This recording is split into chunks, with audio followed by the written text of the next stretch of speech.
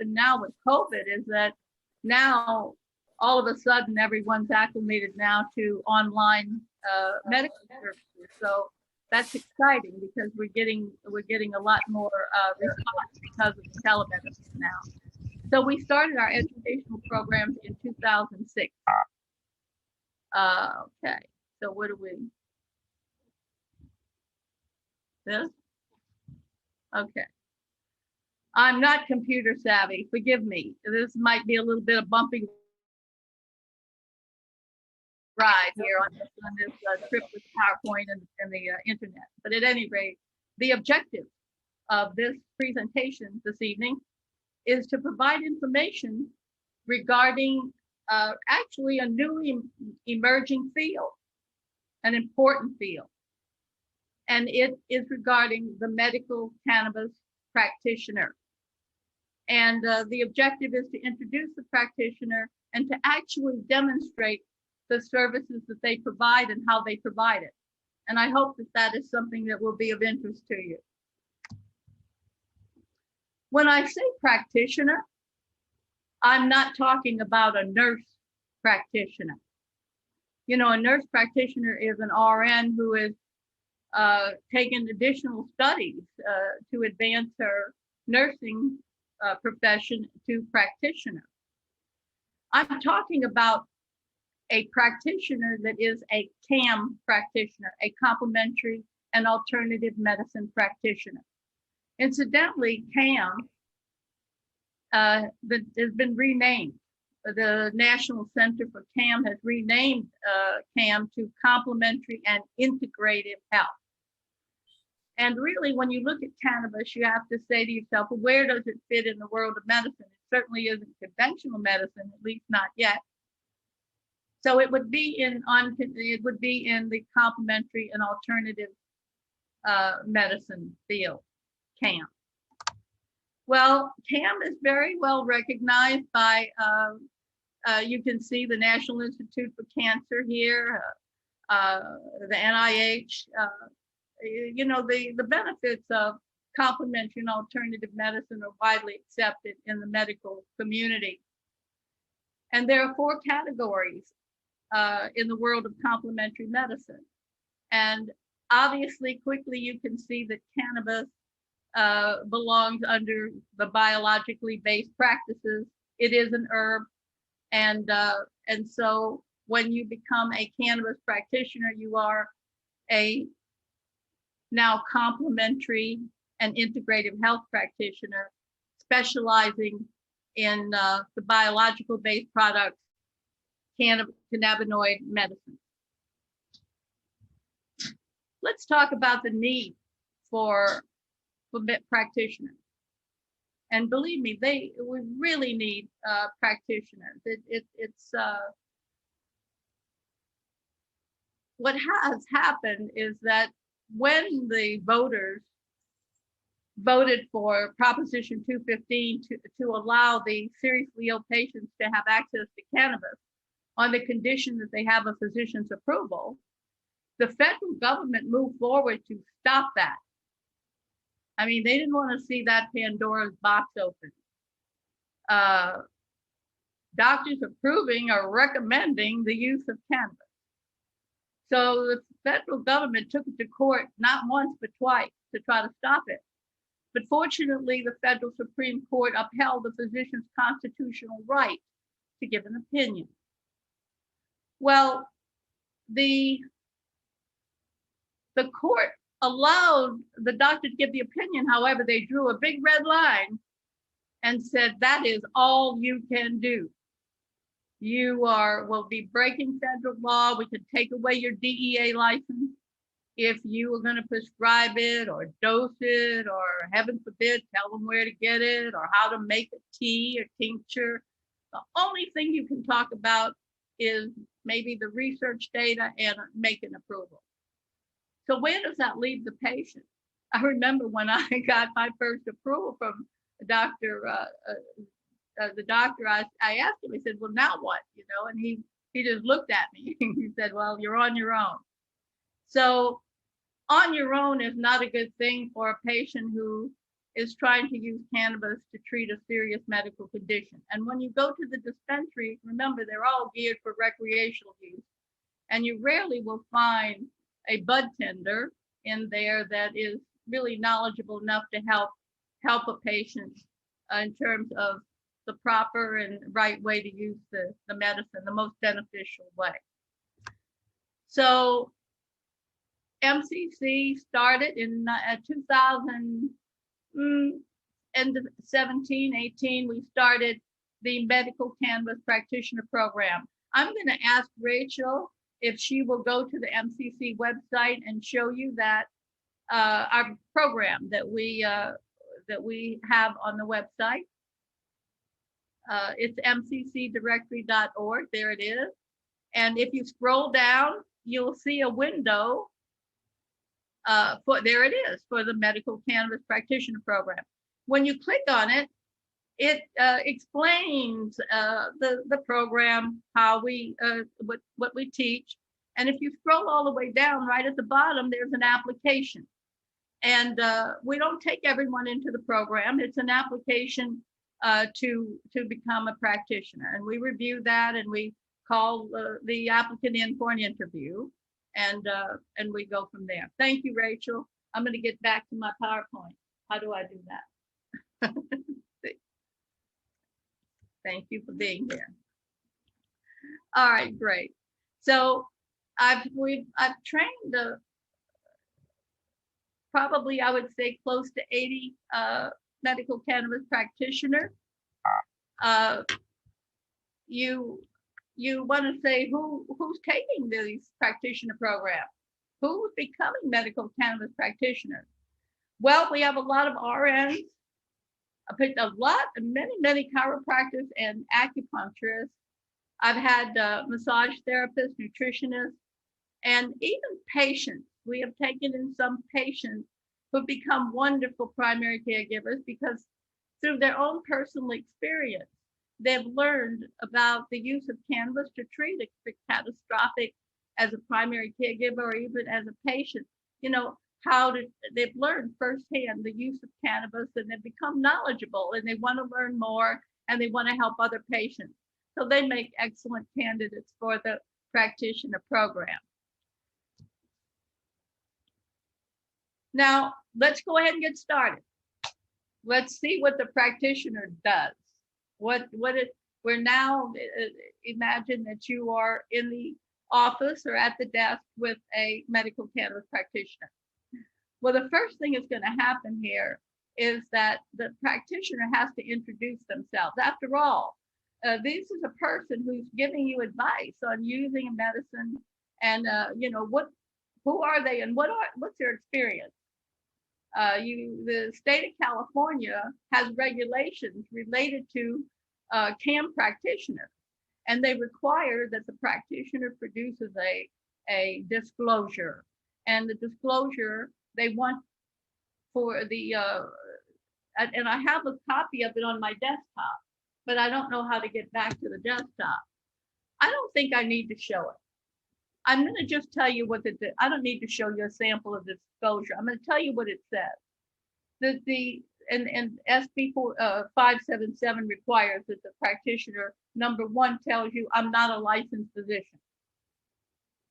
Number two, they have to explain the theory or the basis for the services, the healthcare services they provide. Well, when you're a medical cannabis practitioner, your theory behind your service is that nature is your best or certainly a beneficial conduit to healing. So you're giving your theory. They also want you to tell the patient what your actual experience has been, and the patient signs that with the understanding that you're not licensed and what your experience is. So the disclosure is important. Well, after you've met the practitioner, it's time for the practitioner to meet you. And so the practitioner has an intake. And I don't like to hand a form to the patient to fill out to try to find out about the medical condition. I like to ask the question. But the first question a practitioner has to ask you is, do you have a doctor's approval? Well, many people think, well, hell, why would I have a doctor's approval? It's recreational, it's legal now, I can get it anywhere. Well, under recreational use, the patient, not patients, but the recreational or adult users, the recreational or adult users are limited. They're limited into the amount of THC they can purchase in a product. They're limited under the regulations to 100 milligrams per packet, and each packet has to be divided into doses which are no more than 10 milligrams. Okay, that's recreational use. In order for a patient to have access to over 100 milligrams, and certainly in the medical world, that, I mean, if you take a bottle of 30 capsules that are 10 milligrams each, that's 300 milligrams in the bottle right there. You'd have to have a doctor's approval to have access to it. A 10 milligram capsule is a relatively low dose. So you would need the physician's approval. When you get the physician's approval in the world of medical cannabis here, you are now a qualified patient. And of course, the practitioner can only work with that services or medical for qualified patients. So now let's talk about the physician approval quickly. So we're a practitioner, we're sitting here, we want to get the approval so we can move on. We need to get that. So there's two ways to go about it. One way is you can, the Department of Public Health, they have a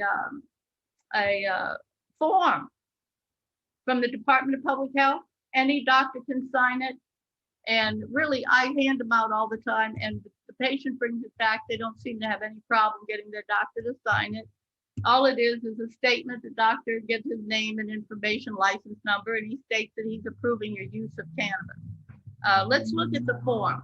And you should be able to see where you can find it, on the internet, because it'll save you some money with regard to paying for it over telemedicine.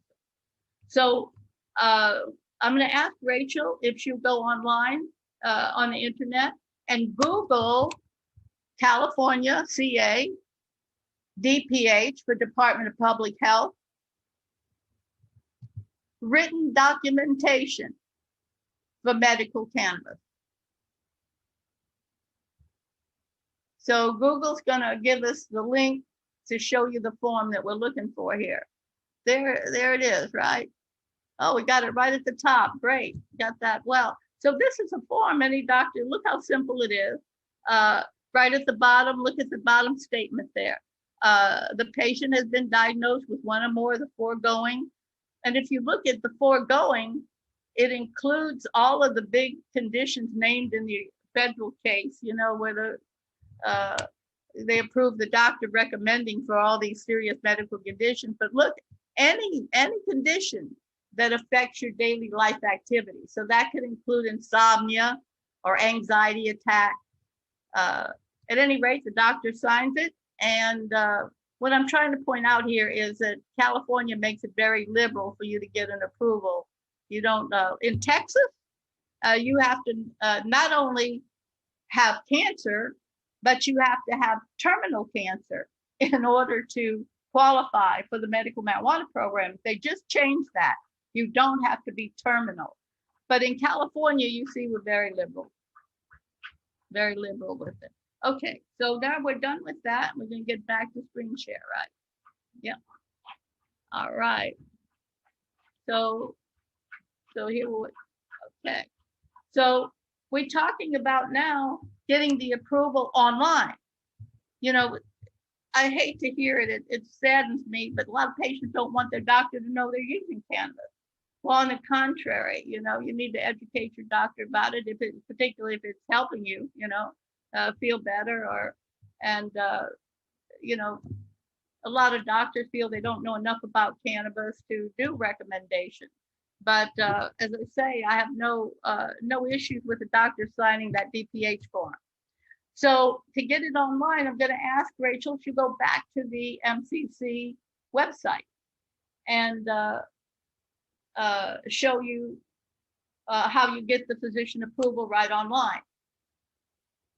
On our homepage, we have the practitioner program, but we also have the telemedicine approval service there. And we want to quickly show you how easy it is and how quick it is.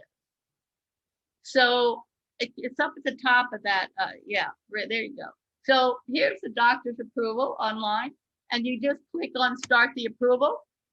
And then you go to the doctor's website for the approval, and you're going to click start the approval there. And you got a form to fill out, right? So it's just, you know, you're filling out the form, you're giving doctor the medical condition, answering his questions. You're going to upload your ID. You're going to read the HIPAA information. You're going to read his risk and side effects, the informed consent, and then you're going to sign it. And when you hit that submit button, it's going to bring up the payment to make the payment, the credit card payment. So you make the credit card payment, and the minute you submit your credit card payment and it's accepted, you're automatically put into the telemedicine with the doctor. And he talks with you, he looks at your, you know, your intake questionnaire, he approves you, and he emails the approval to you right then and there. So you virtually can have it in about 10 minutes. Okay, we're done with that. We'll get back to our shall we go to screen share? Yeah. Yeah. Okay. So that's a sample of getting it online. So when you're a practitioner, you know, you got those two ways to go about getting that approval.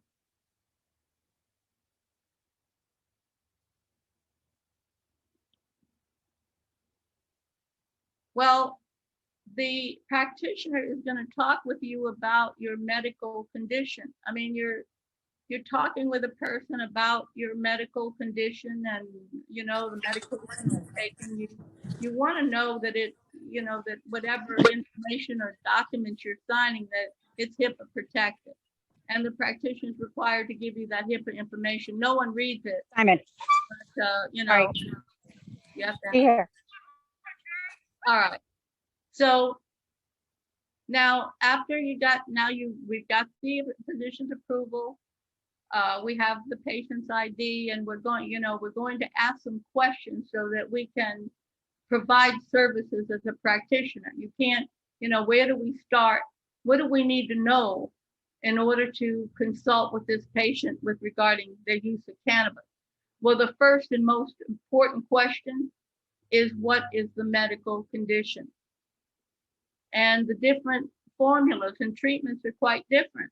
If it's glaucoma or chronic pain, you know, there are different treatments for different conditions. AIDS, nausea, chronic nausea. So the medical condition is very important. Frequently, the patient will have more than one medical condition, but we want to focus on one, and probably the dominant or the most predominant condition or that the patient's dealing with, perhaps that's chronic pain. We also have to ask the patient if they're under any kind of mental health treatment. That is very important, because that is going to be the only area where you have a potential problem with the primary care physician. Because when a person is under mental health treatment, they're frequently taking a psychoactive drug. And subsequently, it's understandable that the primary care physician for mental health would not want to see another psychoactive drug introduced into the regime. So what I do there is, and don't get me wrong, I have worked with mental health patients, Las Encinas, and cannabis is very helpful in treating certain patients with mental health issues. However, I always make sure that I have the doctor's permission, that he knows and will agree to what is happening. frequently the patient's going to use it anyway. It's frequently they're young patients. And so the doctor's saying, okay, well, if they're going to use it, at least we know, where they're getting it and that it's clean and safe. The primary care physician, we always ask, does he know you're using cannabis? And I try to encourage a patient to talk to their physician about it. The knowledge and experience that the patient has in cannabis is important. I always ask the patient, how knowledgeable are you? I don't know anything about cannabis. Really? You've never used cannabis? No, I've never used it. Okay. So we have a totally different, that information is very, very important, as opposed to a person who says, well, I've been using cannabis for, since I've been in college. So the use and experience is very important, the knowledge and the use. So now that we have that information, we're going to try to help this patient. We're going to the first thing we have to do as a practitioner is suggest a formula that's going to work for that specific medical condition. And basically what you're looking at here are really the options that are out there. We're looking at, is this patient going to be benefited from a product that is strictly a CBD isolate? Now, when you talk about these products, these formulas, they come in any form you want. They can come in capsule, tincture, ointment. It's the formula we're looking at right now. So we have this product, be it a tincture, a capsule, what have you. It's a CBD isolate. Well, what is that? It's a product that is made strictly with the CBD compound. There's nothing else. When it came out of hemp, it took it, the hemp plant has cannabinoids and predominantly CBD. And the products that you have out there on the market are coming from hemp. That's why they're legal and they're allowed to be out on the market. So it's coming from hemp, and it's only the CBD that's being used to make the product. However, the hemp plant can give you something more.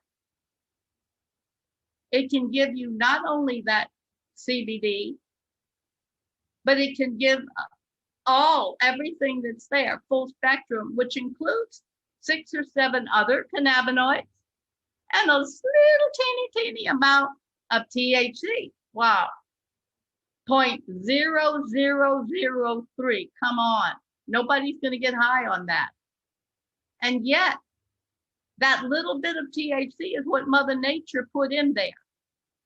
And every patient that has ever used a product that's only the isolate compared to the CBD that is the full spectrum and includes that little bit of THC and those few other cannabinoids that are in there, inevitably they recognize the full spectrum as the most beneficial of those 2 CBD products. And it's true.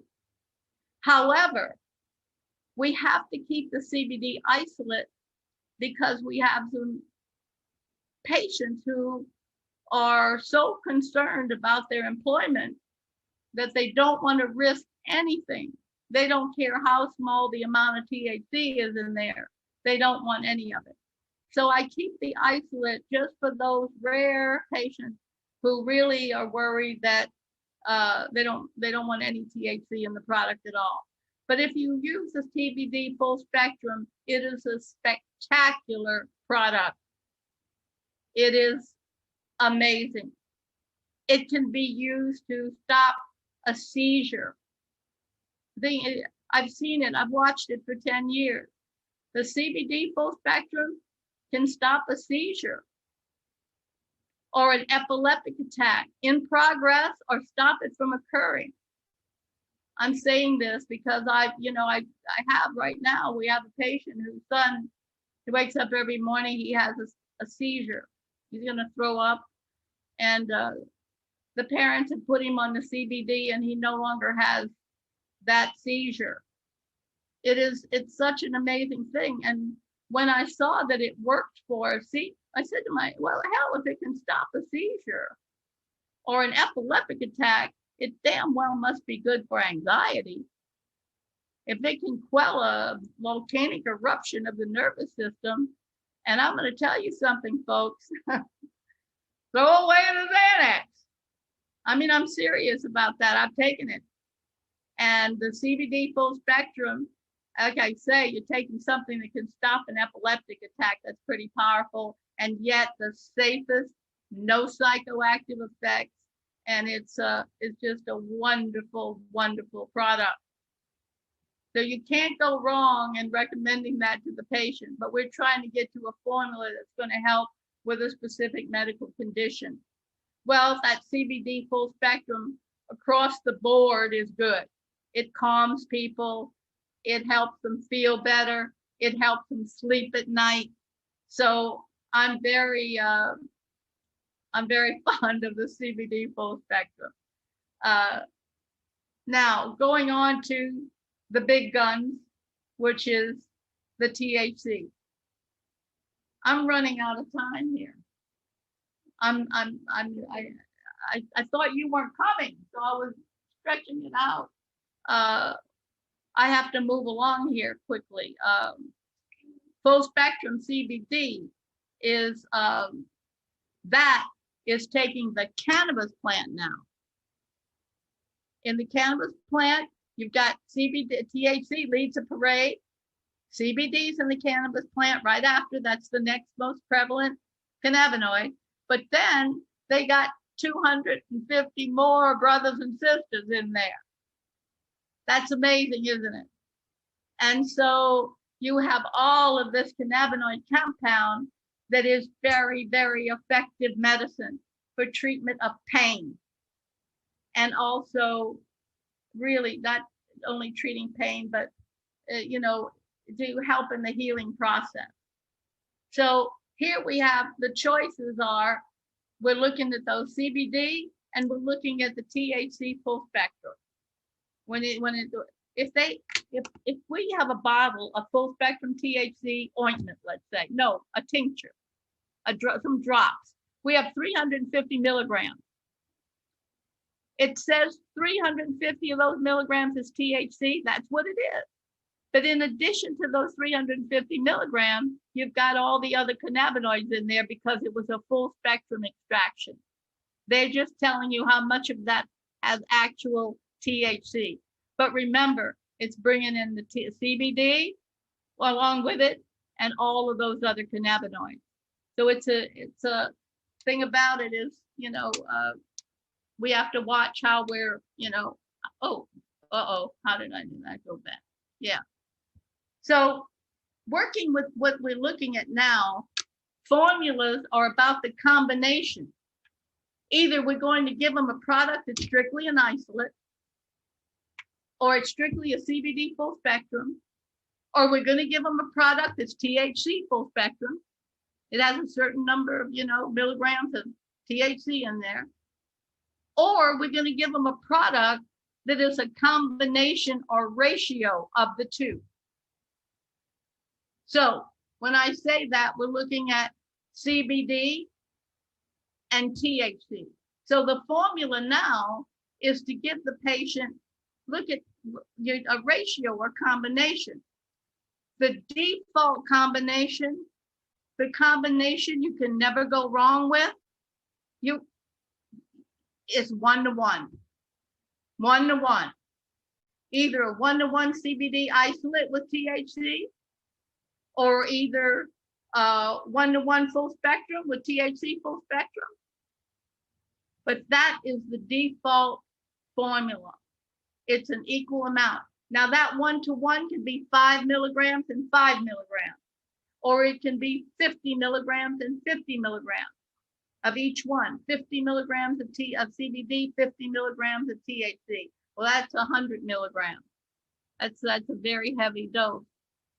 And we're going to be talking about dosing in a minute, but that's, I want you to see these combinations. A lot of people like the 2-to-1. Well, that's it's a cool formula because it's an extra dose of CBD. And CBD isn't as strong as THC for pain. However, the CBD is fantastic in fighting inflammation, which is always there when you have pain. And so that extra shot of CBD is really a wonderful product, whether it's in a capsule, whether it's in an ointment, whatever, whatever form you're going to take it in. And it goes on. There can be various formulas. Look at your bottle and look at what formula they're, are they doing 8-to-1 or whatever? But generally, these two are the primary ratios or combinations that you're going to find. So now let's look at the forms of ingestion. And remember, any of those ratios, any of those products are available with the exception of the cannabis joint, because you're making that with the dried product, right? You're grinding it up and then they're smoking the actual plant material, which isn't certainly not the best way to ingest it. Whenever you're burning it, there's tars and carcinogens. It's not good, And when I talk with a patient who likes to smoke and been smoking a long time, I like to introduce the vaporizer. So there's also capsules. I love the ointments. The topical ointments, they have THC in it, but you cannot get high from the topical. So you got that great THC in there that somehow is just miraculous with pain. Your skin is full of CBD receptors. C2 receptors are for the cannabinoids, and C1 is for the THC. And all through your skin, you've got those C2 receptors. So that cannabinoid salve with the THC in it is just amazing, the way how quick it responds to the pain. It's just, you must use it. There's the pipe, there's tinctures, vaporizer. We use the volcano vaporizer here. It's hospital approved. There's oil extract that's pulling all the oil right out of the plant. And with oil extract, and exactly how many, how much THC is in it, we show patients how to make their own product and dose it with the oil extract. The practitioner can show you that. You also can use the oil to make your own edible. There's also the bong, the bong is not a good way to take the medicine, but many people use it. You've seen it with the water and the glass structure. And of course, we have suppositories, and they are a very, very excellent way to take the medicine because they're very well absorbed. They can be used rectally or vaginally. And for patients who are taking high doses of the medicine, they don't have the psychoactive effect. They can continue work and maintain a higher dosage of the medication. Dosage then. Okay, so we're talking about the dosage. When you're doing topicals, dosage isn't an issue. Just apply it as needed. As much as you need it, just make sure it's all the way rubbed in there. But you're going to start, if the patient has no experience, you start with 5 milligrams. Now just start with 5. And you could go up to 10, up to 25. I mean, these are low dosages. Bear in mind that a baby aspirin is 80 milligrams. So, and remember, if it's THC, there's no psychoactive. So there's no reason to be, timid about your dosage there. However, when you get to THC and you have no experience with how you're going to react to it, it scares me. And I worry that people are never going to use it again, because if you overdose, it's going to be a very, very uncomfortable experience, very uncomfortable. And so I don't want to have anything more to do with it. And that's so terrible thing to happen, because it's just an amazing medicine. So you want to start very slowly and see how you're responding. When you get up to 50, the reason I made it in red is most doctors, if you go on the internet and try to listen to what doctors say about medical cannabis dosage, most doctors will tell you that when you get to 50 milligrams 3 times a day, it isn't worth increasing. That if you're not getting the benefit with 50 milligrams a day, then it's probably not going to do any good to increase it. I want to say in my personal experience, that's not been so. At any rate, that's my experience. So the other information that the practitioner should tell you, and I'm not going to take time to show you the samples, but they should talk about risk and side effects. You know, it's the safest substance on the planet. Come on, it's never killed anyone. What else can you say? It's never killed anyone. I mean, even water and air, you can, you know, it's so safe. And yet there are risk and side effects. You know, you can become dizzy. You can, you know, you can become nauseous. It does have, for some people, some side effects. And so you should be aware of that. And the practitioner needs to inform you about it. An overdose. Try to avoid it, but if it happens, the answer to it is relax and drink water, copious amounts of water, until you feel that you're out of it. That's the antidote to it. And also CBD will also bring down that psychoactive effect. Don't get excited about it. You feel terrible, but know that if you feel like you're going to die, when somebody calls me and tells me they think they're dying, I let them know that they'll make history. I want to be there because we'll go down in the history of the first person to die of cannabis. You also should know about some of the regulations that affect your use of cannabis. You can lose your job at work. They can fire you for the use of cannabis, even though you're a legitimate qualified patient. Also, if you're driving, it doesn't matter how much you're using, you can have a DUI. So the practitioner should also explain to you about the Department of Public Health ID card. That's from the Department of Public Health. And with that ID card, you get a sales tax exemption on the medicine. And you can get that card online. So the practitioner is there to help you with that. So generally, when you go see a practitioner, you're going to find out that they generally have their own products that they represent. They're working with certain manufacturers. I work with Willow Creek Springs 15 years now. And we developed those products, Willow Creek Springs developed those products with me and our other practitioners working in the healthcare facility. So I hold the products in great reverence because we were able to develop them. You know, when we were knocking on the door of the healthcare facilities back in 2006, they didn't want to see flowers coming in. We had flowers and chocolate bars. We didn't even know how much they were dosed.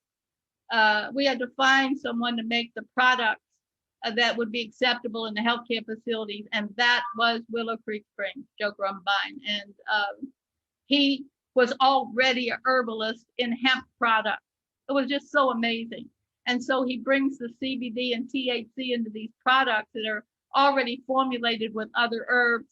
And I got to see how they worked in the healthcare facilities. You know, we had a captured audience.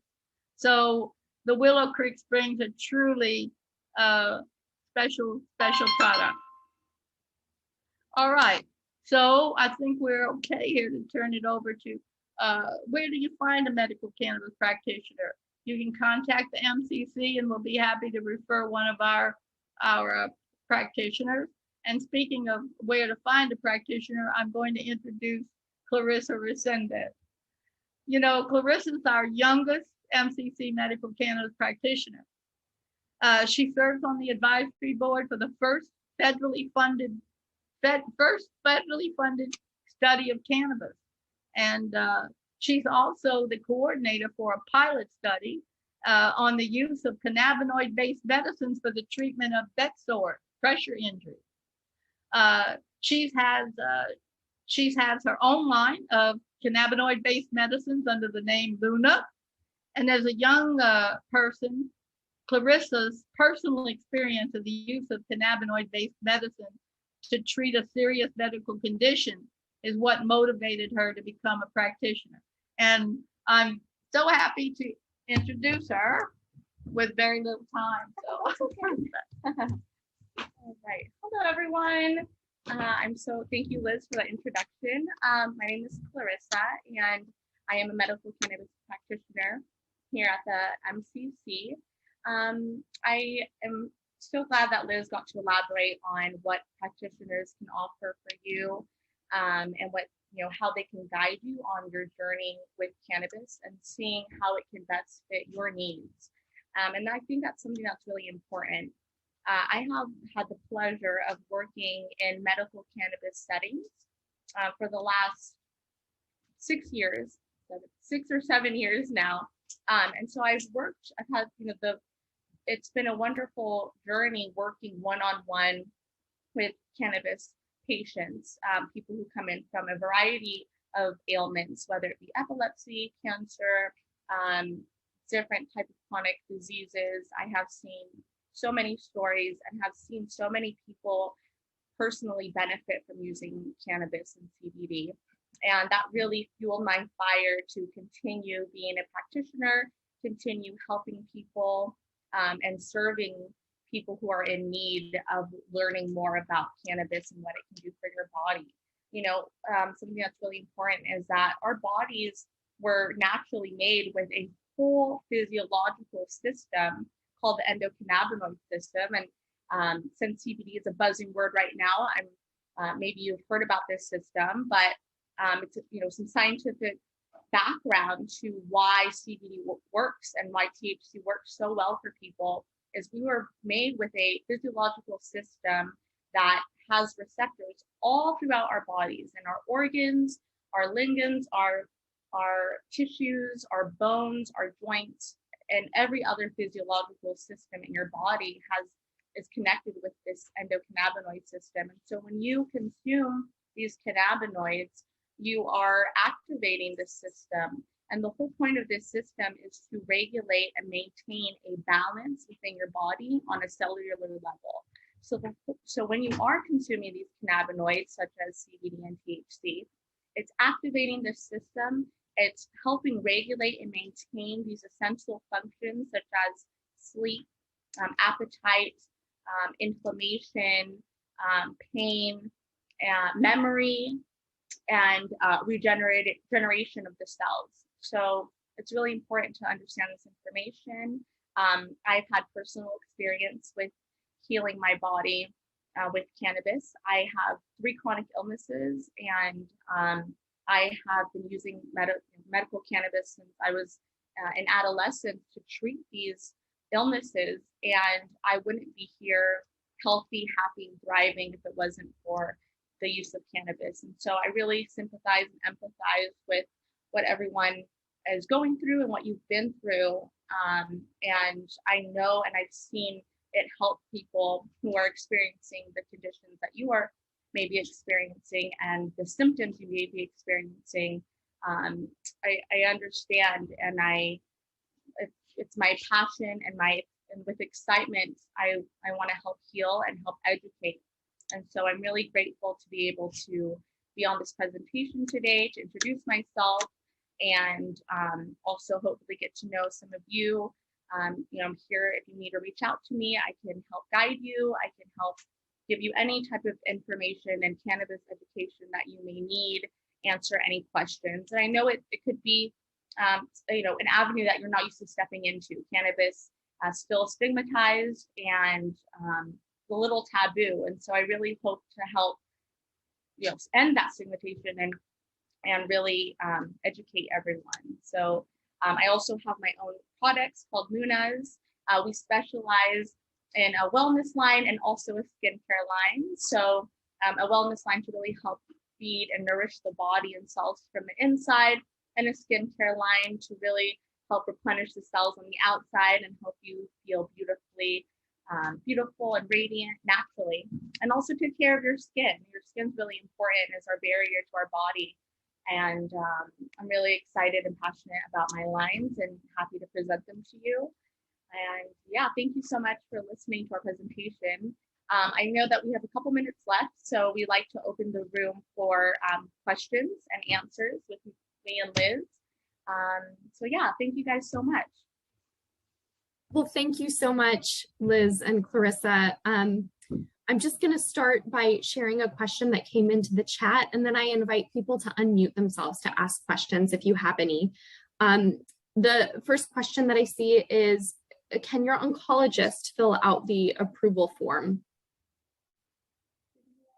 No, only a physician licensed by the medical board or the osteopathic medical board can make an approval. I've had a number of dentists ask if they could do an approval, but no, only the medical. I'm also seeing a question about getting in contact with you both. Would we be able to put MCC's contact information into the chat? Yes, Absolutely. Oh, yes. I'd love to hear from anyone where, yes. yeah. I will put Liz's contact information in the MCC, and then I'll also put my personal contact. Great, thank you. Are there other questions? I invite people to unmute themselves and ask them if you have any questions. Do I have any questions? I was just asking the group if they have any questions. Yeah, we're here and happy to help. Hi, it's Tara. I'm gonna go.